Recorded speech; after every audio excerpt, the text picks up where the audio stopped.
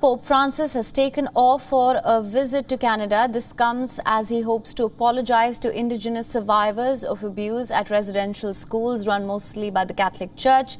These acts have been committed over a span of decades. The Pope is aboard a 10-hour-long flight to Canada. This is going to be his longest air journey since 2019.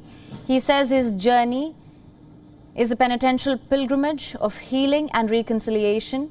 He will first meet the Canadian Prime Minister Justin Trudeau at Edmonton's International Airport before going to apologize for what a national commission called cultural genocide.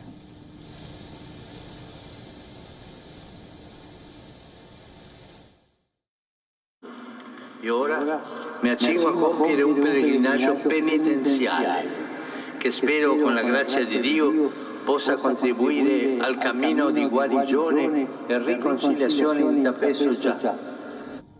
Now, from late 1800s to the 1990s, Canada's government sent about 150,000 Indigenous children to 139 residential schools run by the church.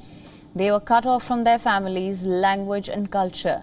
They went through physical and sexual abuse. Thousands died due to disease, malnutrition or neglect.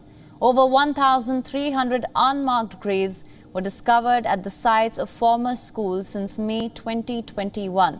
The Pope will address a crowd of about 15,000 people.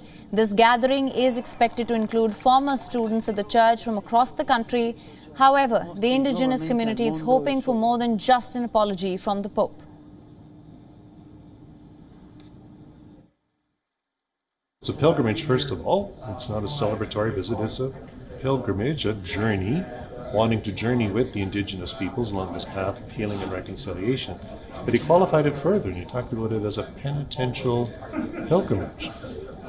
He is deeply seized by the fact that terrible things have happened in the past, perpetrated in many cases by people who were representative of the church. And he said this is just a horrible thing which has left him, to use his words, feeling shame and indignation.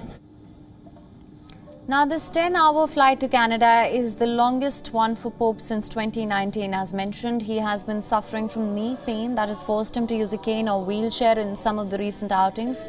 After a mass before tens of thousands of faithful in Edmonton on Tuesday, Pope Francis will head to the pilgrimage site.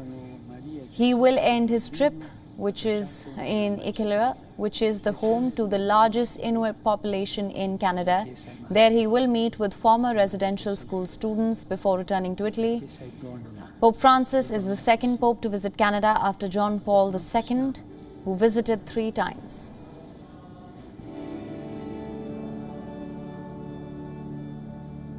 WION is now available in your country. Download the app now. Get all the news on the move.